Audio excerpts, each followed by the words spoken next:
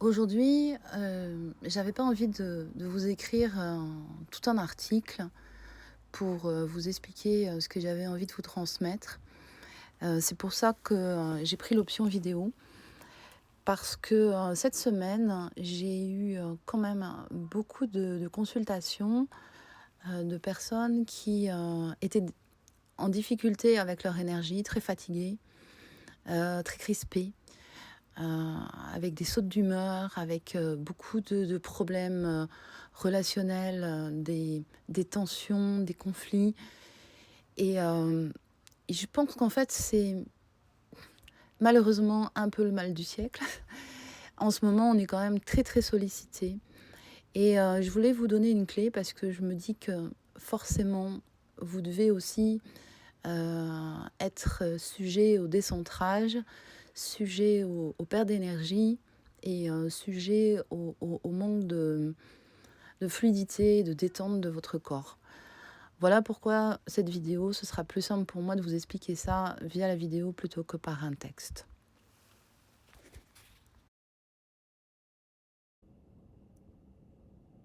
Alors, je voulais quand même commencer par vous rappeler les bases des bases.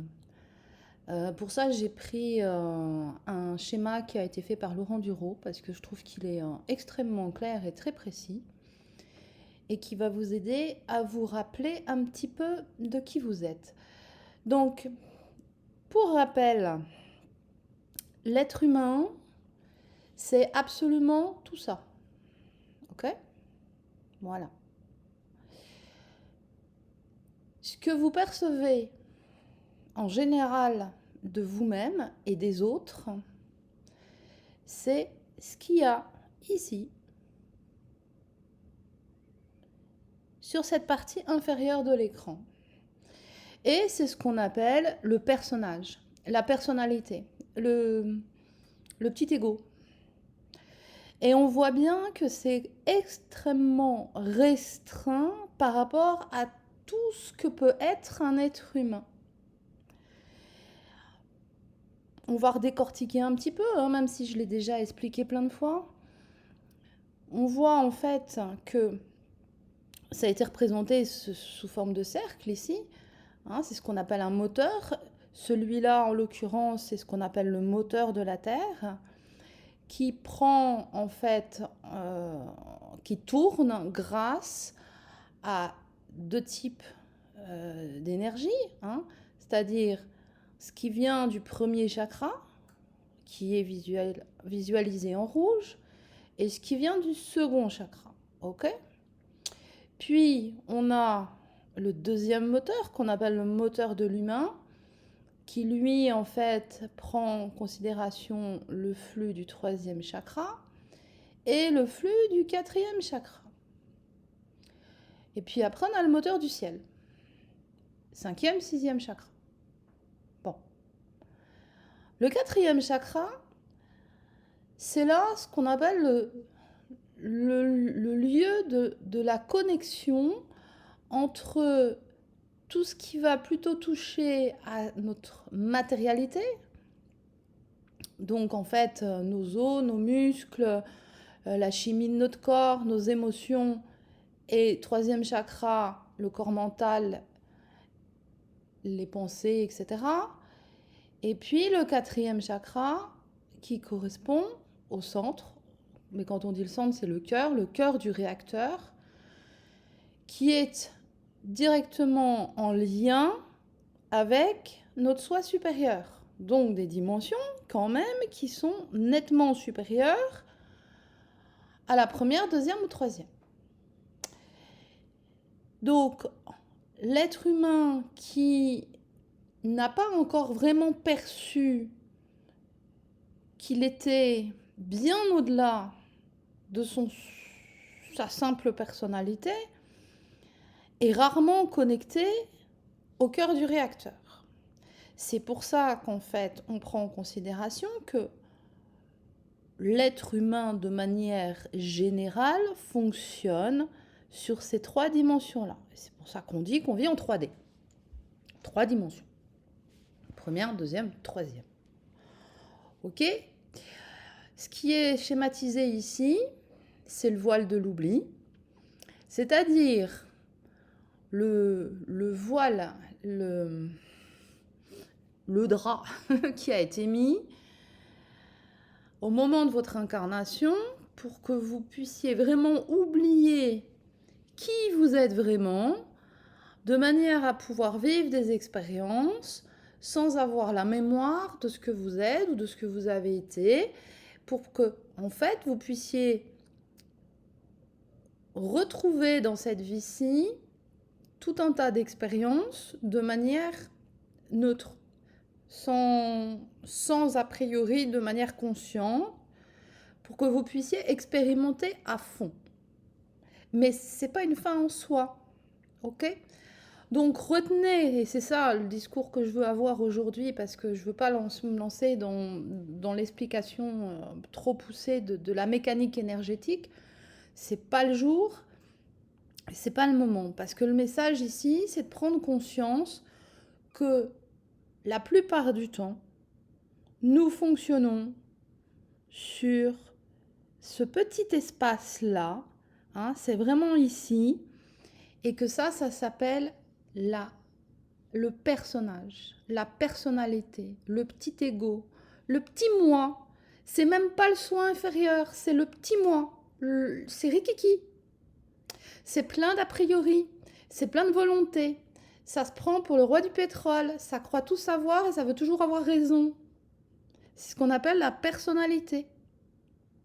Ok ? Et on voit bien que quand on tourne là-dedans, avec le voile de l'oubli, c'est qu'on est séparé de qui nous sommes. On est séparé de notre soi supérieur, c'est-à-dire de là. Le soi supérieur, on voit ici, hein, on retrouve 3 moteurs de la même manière, et donc c'est nous, mais en version vibratoire. C'est nous dans un espace-temps qui n'a rien à voir avec l'espace-temps qui est ici. Ici, le soi supérieur, il est dans l'éternel présent. Ça veut dire quoi? Ça veut dire qu'il connaît d'où vous venez, il sait ce que vous vivez maintenant et il sait ce que vous allez vivre plus tard. Et c'est pour ça qu'on dit que le soi supérieur, c'est notre guide. Et il nous guide quand on le laisse rentrer par le 4e chakra. On appelle le chakra du cœur, moi ce que j'appelle le cœur du réacteur. Quand on considère qu'on n'est qu'une personnalité, qu'un personnage qui a une histoire et qu'on s'identifie à notre histoire et à nos traumatismes, eh bien on est séparé de qui on est et c'est pour ça que ça fait mal et c'est pour ça d'ailleurs qu'on appelle ça les traumatismes. Mais on est aussi séparé de l'humanité tout entière. On a l'impression qu'on est une petite chose victime du monde et qu'on est séparé des autres, qu'on n'a rien à voir avec les autres, surtout s'ils ne font pas partie de notre famille et qu'on ne les connaît pas. On considère que les autres êtres humains sont des entités à part, alors qu'en fait, nous sommes tous tout ça, et à un moment donné, dans le grand soi, on est tous là. On vient tous de par là. Donc on n'est pas séparés. On est tous les mêmes. Sauf qu'il y a notre petit personnage qui nous fait croire qu'on est quelqu'un. Je suis quelqu'un. Si je suis quelqu'un, c'est que je suis un personnage. Et donc je suis non pas le créateur de ma vie, mais je suis celui qui subit la vie. Ok ? Donc j'aimerais que vous puissiez vraiment vous rappeler de temps en temps dans vos journées que vous n'êtes pas ce personnage. Vous êtes bien au-delà de ça. Et l'autre en face de vous, il n'est pas son petit personnage. Ce qui veut dire que quand on est dans notre petit ego, qu'on est dans notre petit personnage, dans notre petit moi-moi, et qu'on voit l'autre dans son petit moi-moi, eh ben, on est séparé de l'autre et donc c'est très facile de rentrer en conflit, c'est très facile de commencer à identifier chez l'autre, il y a ça qui va pas, il a fait ci, il a fait ça, et gna gna gna, etc. Alors que quand on monte d'un étage, eh bien, on peut regarder le petit personnage fonctionner avec beaucoup de bienveillance, parce qu'il fait ce qu'il peut à travers les expériences qu'il vit, Mais on peut aussi comprendre que on est bien au-delà de ça, qu'on est bien au-delà des histoires, qu'on est bien au-delà de ce qu'on se raconte, et que l'autre, il est bien au-delà de ses histoires, il est bien au-delà de ce qu'il se raconte, il est bien au-delà de ce qu'il veut nous faire croire. Et donc, quand on sort de notre petite personnalité, on peut apprécier l'autre tout simplement pour ce qu'il est, un autre être humain, avec son champ d'expérience, avec ses croyances, et que si on n'est pas en accord avec lui, eh bien, c'est pas nous qui ne sommes pas en accord avec lui, c'est notre petite personnalité qui a pris toute la place et qui nous empêche d'échanger avec l'autre sur tous ces flux d'énergie-là. C'est-à-dire qu'en gros, on est capable de percevoir l'autre quand on est dans notre petit ego uniquement sur quelques fréquences. C'est-à-dire comme si on était capable d'écouter que quelques notes d'un morceau de musique, que les autres notes de la musique, on ne pouvait pas les entendre. Ça ferait bizarre si on ne pouvait pas écouter toutes les notes. Hein. Là, vous pouvez entendre le do, le ré, le mi, et puis après, vous n'entendez plus rien. Et c'est comme ça que vous regardez l'autre en disant bah, c'est un con, parce que vous n'entendez pas sa musique. Et l'autre, il n'entend pas votre musique. Tandis que si vous vous ouvrez à toutes les notes, eh ben vous allez pouvoir beaucoup mieux comprendre ce qui va se jouer dans votre propre vie et dans la relation.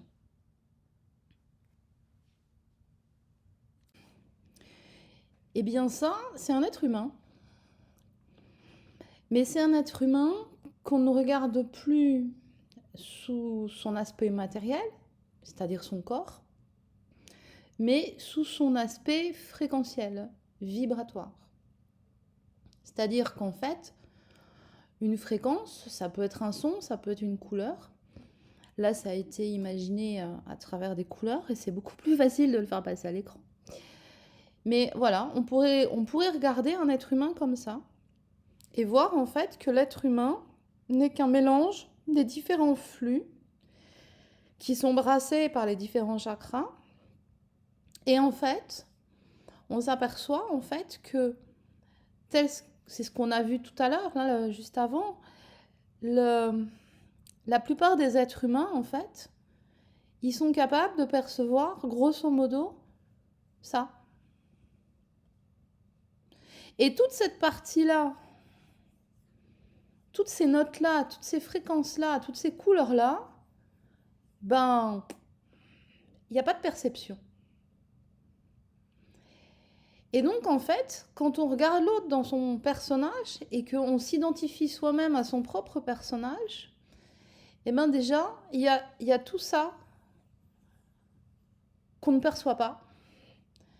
Et donc, on se prend pour celui qui sait, on se prend pour celui qui a fait des études, pour celui qui a de grandes connaissances, pour celui qui doit éduquer ses enfants, pour celui qui doit faire la morale à tout le monde. Alors qu'en fait, on maîtrise, et encore, à force d'huile de coude et de volonté. Donc, c'est pas fluide. On maîtrise, grosso modo, qu'un tiers de cet écran. Tout en croyant tout savoir. Et c'est ça le piège. C'est ça le piège parce que comme ça nous sépare du reste, ça nous sépare de qui on est, et ben c'est comme une plante qu'on n'arrose pas, ça la fait crever. Et le fait de ne pas s'ouvrir à tous les flux, et là on est bien d'accord que c'est juste les flux du soi inférieur, il n'y a même pas les flux du soi supérieur. Donc imaginez vraiment cette toute petite chose est censée vous maintenir en vie, vous faire traverser des expériences, c'est censé vous permettre de trouver votre chemin, de vous guider, alors que c'est complètement aveugle. Cette partie-là de vous, elle est complètement miro, elle n'a aucune vision. Elle ne peut pas vous guider. Votre petit personnage, il ne peut pas vous guider. Il a déjà vachement de mal à être dans le présent, il est toujours en train de regarder ce qu'il a vécu à l'arrière, il est toujours en train de se rappeler son histoire, d'où il vient, il est tout à fait capable de vous dire toutes les saloperies qu'il a vécues dans sa vie, et il croit que c'est avec ça qu'il va pouvoir avancer, qui va pouvoir se diriger. Et comme il n'y arrive pas, eh ben, il va aller consulter d'autres personnalités qui, elles, savent aussi et qui vont le guider tout en sachant rien. On est bien d'accord. Et c'est là où, en fait, commencent à apparaître tous les problèmes qui existent sur Terre. La dépendance, la fausse lumière, c'est-à-dire se laisser embarquer dans des enfermements parce qu'on suit celui qui sait, parce qu'on pense que notre sécurité, notre bien-être ne peut venir que de l'extérieur, puisque nous, on n'est pas grand-chose, hein. On est un tiers de l'écran. Et en fait, on devient aveugle, on devient sourd, on souffre, on a mal, on dépense une énergie dingue pour pouvoir survivre, parce qu'on est en mode survie. On tombe malade et on vieillit très vite. Et pourtant, c'est pas ça qui est demandé à l'humanité. C'est pas ça qu'on vient rechercher en tant qu'humain quand on s'incarne. C'est beau, un humain. Et l'humain, il n'a pas été créé pour souffrir. Alors pourquoi on souffre? Pourquoi on n'arrive pas à s'en sortir? Et c'est ça que j'aimerais que vous puissiez comprendre. Et surtout, vous donner une clé pour vous aider à changer cette vision-là que vous avez de vous-même. Afin que vous puissiez prendre conscience que vous avez absolument tout à l'intérieur de vous pour vous guider, pour vous guérir, pour vous sentir bien et pour vivre dans le confort.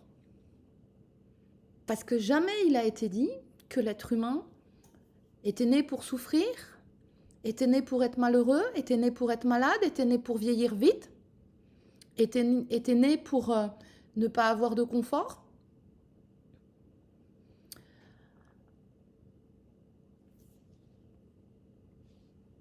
Alors la clé pour sortir de tout ça, c'est l'alignement. Alors par pure provocation, je vous ai mis une photo de ce qu'on entend par alignement dans le monde 3D, c'est-à-dire dans le monde du petit ego et de la personnalité. C'est un alignement qui se fait exclusivement par rapport à des critères extérieurs.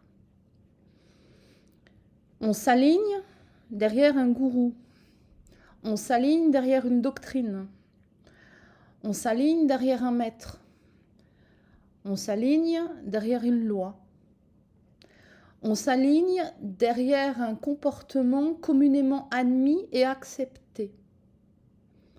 Et on fait ça pourquoi? Pour se sentir bien.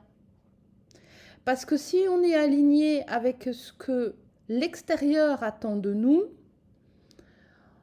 on a peu de chances que notre personnalité soit agressée. On a peu de chances d'être rejeté. On a peu de chances de subir des trahisons, etc., etc. Donc là, on voit bien que c'est un alignement qui correspond au mode survie du petit personnage qui vit dans son milieu étriqué des 3 premières dimensions. Et cet alignement tourné vers l'extérieur est un piège qui vous empêche de percevoir ce qu'est le vrai alignement qui libère, qui guérit et qui remplit de soi. Cet alignement n'est pas un alignement à quelque chose d'extérieur, mais est un alignement à l'intérieur de nous pour laisser passer toute la puissance du flux de notre soi supérieur.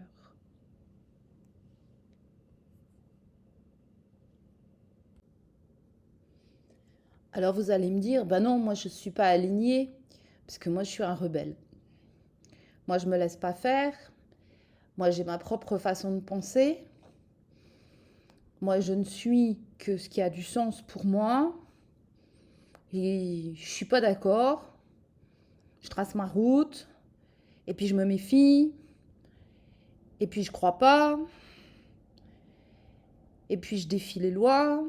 Je défie l'autorité. De toute façon, j'accepte pas l'autorité. Vous croyez que c'est qui, là, qui parle? C'est votre soi supérieur? Non. C'est le personnage. Et dans ce monde de survie, que l'on s'aligne au garde à vous, ou qu'on le refuse de s'aligner au garde à vous, on nourrit la même énergie. On nourrit l'énergie du petit personnage, du petit ego. Sauf qu'au lieu d'aller dans le sens de tout le monde, on va dans le sens inverse. Mais au final, on fait la même chose. Et donc, on est toujours dans l'enfermement de cette partie inférieure, de cette partie limitée qu'est le petit ego, qu'est le personnage, qui s'identifie à son histoire et qui croit qu'il est maître de ses pensées, maître de ses choix, et qui fait ça avec son libre arbitre, qui choisit en conscience, alors qu'en fait, il ne choisit pas grand-chose. Et on va voir pourquoi. Dieu, notre personnalité peut s'aligner sur une méthode, sur un dogme, sur des rituels, c'est-à-dire sur des outils. Et croire que l'outil est en fait le guide. Croire que c'est l'outil qui apporte le bien-être. Croire que c'est l'outil, que c'est la technique, que c'est le rituel, que c'est l'ange, que c'est la religion, que c'est n'importe quoi à l'extérieur de soi qui est le guide, qui est la solution, qui est l'énergie de guérison de la vie. C'est un alignement, mais qui reste en mode survie. C'est-à-dire qu'en fait, c'est encore une recherche à l'extérieur de soi de de toute la connaissance, de toute la science, de toute l'énergie de guérison, de toute la conscience qui est dans le flux de notre soi supérieur. Et au lieu d'aller chercher ce soi supérieur et de s'aligner sur ce soi supérieur, non, on est dévié à aller chercher tout ça à l'extérieur. Et donc on va chercher le livre de machin qui explique ça, ça, ça et ça. On va chercher l'exercice de bidule qui va nous permettre de libérer telle mémoire et de libérer telle blessure. Et on va aller faire le stage de bidule truc-muche qui, lui, il sait ce qui est bon pour moi. Non! Ce ne sont que des outils qui peuvent éventuellement vous relier à votre soi supérieur, mais en rien ça vous apportera la guidance, la connaissance, la conscience et le savoir juste pour vous que pourrait vous apporter ce soi supérieur. Et donc, cet alignement 3D de la personnalité, du personnage, du petit ego, est là aussi un enfermement dans un mode de survie. Et c'est très dangereux, parce que ça nous fait croire qu'il n'existe que ça et qu'on a touché le Saint Graal. J'ai lu le livre de bidule, je pratique la méditation 3 fois par jour, je mange ça, ça et ça, et donc je détiens le Saint Graal de la vérité, de la réalisation de soi. Et quand je crois ça, je ne vais pas voir plus loin.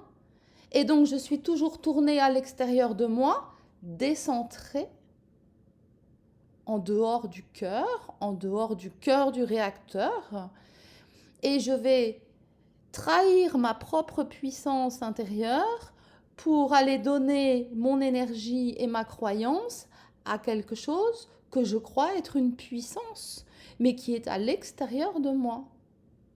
Et comme je crois sincèrement que je me suis alignée derrière le guide, derrière la méthode, eh ben c'est terminé. Je ne vais plus aller chercher à l'intérieur de moi la guidance de mon soi supérieur. Et là, c'est l'enfermement. Et là, c'est dangereux. Parce qu'on tombe dans une dépendance, on tombe dans une recherche perpétuelle de plus, on cherche toujours mieux, et puis on se prend des murs. Parce que ce qui est bon pour l'un n'est pas forcément bon pour l'autre. L'outil qui a été donné à l'un n'est pas forcément l'outil juste pour moi. Et puis, le thérapeute, le guide, qui va me donner un conseil selon sa connaissance et son expérience personnelle, qu'est-ce qu'il sait du travail, des expériences que j'ai besoin de vivre pour pouvoir me réaliser? Mais il n'en sait rien. Le seul être à l'intérieur de moi qui sait ce que j'ai besoin de traverser, ce que j'ai besoin de vivre, pourquoi je vis cette expérience et pourquoi elle m'a été présentée, c'est mon soi supérieur. C'est le seul qui a la clé. Personne à l'extérieur de moi ne sait quelles sont mes clés. Prends notre chouette image du début. On comprend que tout ce qui va vivre à ce niveau-là, c'est de l'enfermement. C'est de la séparation et c'est de l'enfermement. Donc, l'alignement qui va vous aider n'est pas à aller chercher à l'extérieur de soi. Donc, en fait, on pourrait dire, dans ce monde 3D qui n'est défini que par des personnalités, mais il est à aller chercher dans la verticalité, si je puis dire, c'est-à-dire pour laisser passer l'énergie de notre soi supérieur à l'intérieur de nous. Et ça sous-entend que quand cette énergie, elle arrive ici, ça bloque, ça veut pas, parce que la personnalité fait écran. Vous vous doutez bien que le petit chef haillon, qu'on appelle le petit ego ici, le personnage n'a pas l'intention du tout de se laisser détrôner par l'énergie du soi supérieur. Donc, il va amener de la résistance. Il va vous faire croire que c'est lui qui sait, que c'est lui qui a la clé, qu'il faut, pour vous guérir, faire ça, ça, ça et ça, comme c'est dit dans les bouquins ou comme machin l'a dit à la télé. Donc, en fait, l'alignement, c'est vraiment petit à petit laisser l'énergie du soi supérieur nous traverser et faire le job de nettoyage. Parce que votre soi supérieur, il a toutes les clés. Il a les clés du vivant. Il sait tout réparer. Il sait pourquoi vous êtes incarné. Il sait les expériences que vous devez traverser. Et il sait comment vous devez les traverser. Et il sait quelle attitude vous devez acquérir au sein de l'expérience pour pouvoir en saisir le message et passer à autre chose. Votre petit ego, il ne le sait pas. Lui, il va vous dire « Mais non, non, non, c'est pas une expérience, c'est la vraie vie. » Et donc, au fur et à mesure que vous allez chercher à vous aligner, je vais vous expliquer comment on fait, eh bien, petit à petit, votre petit ego, il va apprendre à se taire. On va le remettre à sa place. Et quand on remet à sa place le petit ego, la personnalité, elle devient transparente. Elle est là. Et elle a des raisons d'être là. Mais elle ne doit pas faire barrage. Elle doit être transparente, ça va devenir comme un filtre qui va vous permettre de laisser descendre dans la matière toute cette énergie, cette connaissance universelle qui est teintée par votre aspect unique et qui va faire que cette matière va être spiritualisée grâce à vos couleurs, à vos sons, à votre aspect unique. Et la manière dont vous allez spiritualiser la matière ne sera pas la manière dont votre voisin va spiritualiser la matière.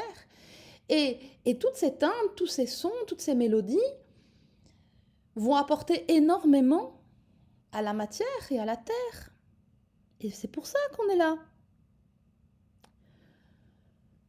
Donc, on ne désigne pas un petit ego à coup d'affirmation et de thérapie quelconque, parce que ça peut aider. Mais l'objet d'une thérapie, l'objet d'un travail sur soi, n'est pas de dézinguer une mémoire ou de dézinguer une expérience. Une thérapie, quelle qu'elle soit, un outil tel qu'il soit, un rituel tel qu'il soit, ne sont pas là pour apporter la guérison. Ils sont là pour apporter l'alignement nécessaire pour que le soi supérieur fasse le processus de guérison. Donc, toute guérison est bien une auto-guérison. Tous les apports extérieurs ne sont que des outils pour vous permettre l'auto-guérison. Ce qui veut dire que, en conscience, quand vous vivez une expérience qui est inconfortable, et c'est normal, on est sur Terre, sur une planète école, où la règle numéro 1, c'est l'impermanence. Donc c'est évident que pour un être humain, l'expérience est parfois très inconfortable. Mais si au lieu de chercher à corriger l'inconfort en utilisant votre personnage et en utilisant des outils extérieurs, mais que vous cherchez à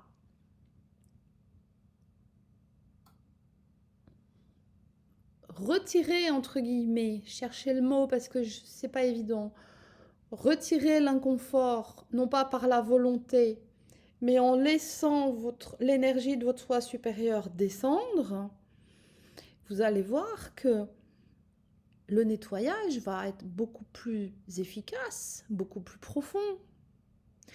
Quand vous vivez une expérience qui est inconfortable, c'est en fait une opportunité de libérer des éléments qui vous séparent de votre soi supérieur. Et en fait, l'information qu'on reçoit quand on est dans une expérience qui est compliquée, qui est inconfortable, on se décentre. C'est-à-dire qu'en fait, on se tourne vers l'extérieur. On n'est plus en connexion avec l'intérieur.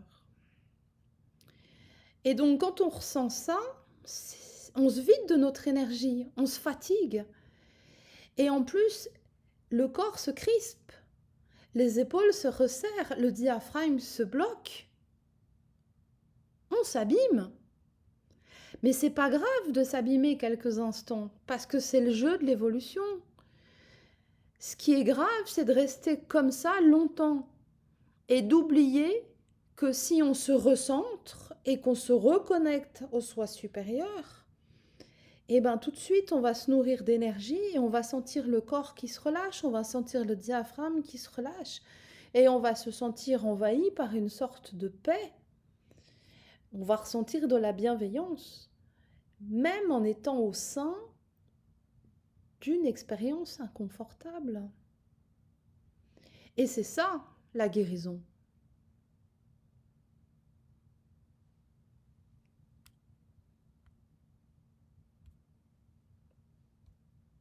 Donc, Quand on est centré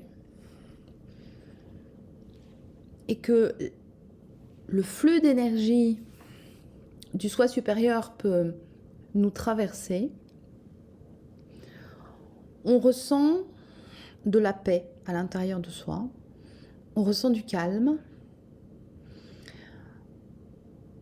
on sent que nos muscles ne sont pas crispés, on ressent une fluidité à l'intérieur de soi. Quand on rencontre quelqu'un, on va échanger avec cette personne. Et comme on va avoir le regard tourné vers l'autre, et bien souvent, on est happé par le personnage de l'autre, et donc c'est notre personnage qui va répondre à l'autre. Et donc on va se décentrer. C'est-à-dire qu'on va perdre cette connexion au calme à l'intérieur de soi, on va perdre cette connexion à la bienveillance, à la compassion, et on va commencer à faire fonctionner notre personnage qui va échanger avec le personnage de l'autre, et on va se raconter des choses. Et souvent, on se raconte des histoires. On se raconte les histoires, c'est-à-dire qu'on raconte des faits qu'on a vécus, et puis on peut essayer, avec le mental, de donner du sens et de dire si j'ai vécu ça, c'est à cause de ça, etc. Et donc on se raconte des histoires, parce qu'en fait, on ne sait jamais d'où ça vient vraiment. Mais on s'identifie à ça, et c'est ce qui fait vivre le personnage. Et là, le petit ego, il en raffole. Alors c'est là où on va essayer d'obtenir dans la conversation, dans l'échange, dans la relation, on va essayer d'augmenter notre propre sentiment de valeur personnelle, et l'autre va essayer d'augmenter son propre sentiment de valeur personnelle. Et en fonction des mécanismes et des automatismes que nous avons appris et que l'autre a appris, et de nos propres habitudes de communication, notre petit ego va mettre en place des stratégies pour obtenir un peu plus de sentiments de valeur personnelle à travers la relation interpersonnelle que je suis en train de vivre. Ça coûte de l'énergie parce qu'on est décentré. Et si l'autre touche une zone de faille de notre personnage, ce qu'on appelle une blessure, ce qu'on appelle une mémoire, si l'autre, de par son attitude ou de par ses paroles, vient appuyer sur un bouton que notre personnage n'aime pas, là, on va sentir une émotion, de la colère, de la tristesse qui va monter, et on va être encore plus décentré. Et là, on se décentre de telle manière qu'en fait, on va libérer une grosse dose d'énergie que l'autre va absorber. Et c'est comme ça, en fait, que les êtres humains qui sont bloqués au niveau de leur personnage vont entretenir avec les autres personnages des relations de domination, dominé-dominant, mais sur un plan énergétique. Où là, par différentes techniques, l'indifférence, le contrôle, etc., il y a plein de techniques, on en a 4-5, on va se chercher entre personnages à se piquer de l'énergie. C'est ce que dans nos histoires on dit c'est toxique. Mais c'est juste en fait qu'on cherche à se nourrir, tout simplement, en énergie, parce qu'on est décentré, on n'est plus connecté à notre source d'énergie intérieure, et donc on va chercher à récupérer de l'énergie disponible, et c'est chez l'autre qu'elle est disponible. Quand on est conscient, tout de suite on sent qu'on se décentre. Et donc on peut se recentrer. Alors quand on n'a pas l'habitude, faut laisser vivre la scène, et puis on se recentre une fois qu'on a quitté la personne. Mais quand on a gagné cet automatisme, au cours de la conversation, dans l'échange avec l'autre, on peut rester centré dans sa connexion au soi supérieur. C'est ce qu'on appelle être présent, être pleinement présent. Pas être présent par son personnage, pas être présent physiquement, pas être présent mentalement, pas être présent juste avec ses oreilles et être une écoute, mais être dans sa présence, c'est-à-dire incarner le flux de notre soi supérieur dans notre corps et dans la conversation qu'on est en train d'avoir avec l'autre. Donc, on se décentre et tout de suite, on se recentre. Et c'est pareil quand on va faire des courses. C'est pareil quand on vit une situation, une expérience. On va être toujours amené à nous décentrer. C'est le jeu de la vie. Quand on sera dans la maîtrise totale, c'est-à-dire qu'on aura déjà fait quelques kilomètres vers des dimensions plus élevées, là, on sera dans une maîtrise qui nous permettra d'être effectivement en permanence dans la présence. Mais c'est pas ce qu'on est quand on est incarné ici. Donc, le jeu de la vie fait que nous allons en permanence être décentrés. Je suis décentrée, je perds mon énergie, je me crispe. Si j'en reste là, je reste enfermée dans mon personnage. Si je prends conscience que avec le recentrage, j'ai la possibilité par moi-même de me reconnecter à mon centre d'énergie principal, eh ben, je vais pouvoir me recharger. Je vais pouvoir m'apaiser. Je vais pouvoir m'auto-guérir. Et comment on fait ça? Comment on se recentre? Quel est le moyen le plus efficace et le plus rapide pour se recentrer? Parce que vous comprenez bien qu'on nous demande dans nos journées en permanence d'être décentré, recentré, décentré, recentré, décentré, recentré. Ok? Donc on ne peut pas se permettre de se faire 2h30 de méditation à chaque fois qu'on est décentré. Et on ne peut pas non plus se permettre d'attendre la fin de semaine pour pouvoir se recentrer pour toute la semaine. Donc il faut bien être en conscience, savoir qu'en permanence, on est stimulé par du décentrage et qu'il va falloir avoir un outil rapide pour se recentrer. Eh bien, c'est très simple. Le premier outil, le plus simple et le plus abordable pour se recentrer, c'est le focus.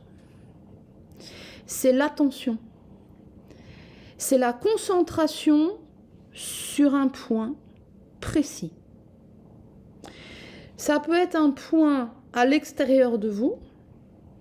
Ce que je conseille à mes patients, par exemple, c'est je leur dis, ben voilà, vous allez sortir de la consultation, rien que le fait de sortir, rien que le fait de croiser quelques personnes sur le trottoir pour rejoindre votre voiture, vous allez déjà vous décentrer. Donc vous rentrez dans votre voiture et vous fixez le milieu du volant, juste ça. Et vous essayez de ressentir à nouveau que petit à petit, la paix, le calme revient à l'intérieur de vous et que vous retrouvez la sensation que vous aviez en fin de séance, de vous sentir plus léger, de vous sentir plus ouvert et de sentir que vous avez une bien meilleure énergie. Et puis vous allez démarrer votre voiture et puis vous allez arriver au feu rouge. Rien que le fait d'être sorti du parking et d'avoir regardé à droite, à gauche et puis rien que ça, vous êtes décentré. Donc au feu rouge, rebelote. On pose l'intention de se recentrer, d'aller rechercher le calme. On fixe le milieu du volant. Toutes les pensées s'arrêtent. On revient vers soi. Le calme rentre à l'intérieur de soi. Et à nouveau, on est en connexion. Et ça peut circuler. Et ça ne vient pas d'un ange quelconque. Ça vient de vous. C'est votre soi supérieur qui se reconnecte à vous. Vous ne pourrez pas aller vous connecter à lui. Faut pas rêver. Mais vous allez pouvoir, en vous recentrant, lui donner la possibilité de vous reconnecter et de vous traverser. Et puis vous allez continuer à rouler, puis vous allez arriver chez vous et vous serez à nouveau décentré. Et donc, il faudra reposer l'intention de fixer un point avant de sortir de la voiture, etc., etc., etc. Et c'est par ce jeu de décentrage, recentrage, de l'intention que vous y posez, de l'attention que vous y mettez, du focus et de la foi que vous avez dans le processus, que petit à petit, vous allez voir que ça va être une habitude, ça va devenir un nouvel état d'être. Et vous allez voir que vous serez beaucoup moins sujet au décentrage. Vous allez vous apercevoir et vous ne comprendrez pas d'où ça vient parce qu'on n'a pas mentalisé, on n'a pas essayé de comprendre pourquoi, on n'a pas essayé de comprendre comment. On a juste fait confiance à notre partie vibratoire pour que les choses se fassent. Et elles se font. Et sans que vous sachiez pourquoi, un jour, alors qu'il y a un truc qui vous décentrait systématiquement, ça vous décentrait à un point que vous aviez juste envie de vous foutre en rogne ou de balancer une claque à l'autre, et ben vous allez vous apercevoir que ça ne vous le fait plus. Vous allez vous apercevoir que l'autre qui vous agaçait tant, et ben vous allez le regarder faire et vous n'allez pas rentrer dans le jeu. Parce que vous allez rester centré. Et en plus, vous allez développer beaucoup d'amour et beaucoup de bienveillance pour cette personne qui vous irritait le poil sérieusement il y a encore quelques semaines. Pourquoi ? Parce que la présence que petit à petit vous avez laissé rentrer en vous, elle vous a appris, sans que ça passe par le mental, elle vous a appris à pouvoir accorder vos notes à d'autres notes que celles que vous aviez l'habitude de jouer. Et donc, sans vous en rendre compte, cette présence, elle vous a appris à vous harmoniser avec cette personne qui vous agaçait tant. Je ne dis pas que cette personne, vous allez faire votre vie avec. Je dis juste que la croiser et échanger quelques mots avec elle deviendra confortable. Et vous, à l'intérieur de vous, votre espace de conscience, votre espace de perception, votre facilité à ressentir des nouvelles notes, des nouvelles vibrations, ce sera ouvert. Et voilà, en fait, cette histoire de recentrage, décentrage, c'est ça la vie. C'est ça la vie. C'est pas autre chose. Et le développement personnel et la guérison, c'est que ça. C'est vraiment que ça. Il suffit juste d'arrêter de vous laisser embarquer par ce qui est extérieur à vous. Ou si vous sentez que vous vous êtes laissé embarquer par des informations qui viennent de l'extérieur, tout de suite, revenir à vous, vous recentrer, fixer un point et laisser passer l'énergie. Une autre technique, ça peut être de fixer un point à l'intérieur de soi. Ça peut être, par exemple, de mettre votre main au niveau du ventre et de fixer votre attention sur le mouvement de votre main quand vous respirez. Ça va vous permettre de vous reconcentrer, de faire un retour à vous-même, de poser votre attention sur votre main, sur la chaleur qui va se dégager à l'intérieur de votre main et sur les mouvements que la respiration va faire. Ça va vous aider à retrouver cette connexion, ce calme intérieur. Voilà ce que je voulais vous transmettre aujourd'hui, parce que je pense que nous allons être de plus en plus secoués, de plus en plus amenés à vivre du décentrage. Et donc, il me semblait nécessaire et important de vous sensibiliser à cette histoire de décentrage, recentrage, de comprendre que c'est quelque chose qui demande une attention vraiment régulière, fréquente, et que c'est notre seule voie, je dirais, pour garder une stabilité et le sourire dans un quotidien chaotique. Voilà, j'espère avoir été claire, j'espère avoir pu vous apporter quelque chose de positif qui va vous aider. Comme d'habitude, vous pouvez poser vos questions via les commentaires ou surtout via par mail. Voilà. À très bientôt. Au revoir.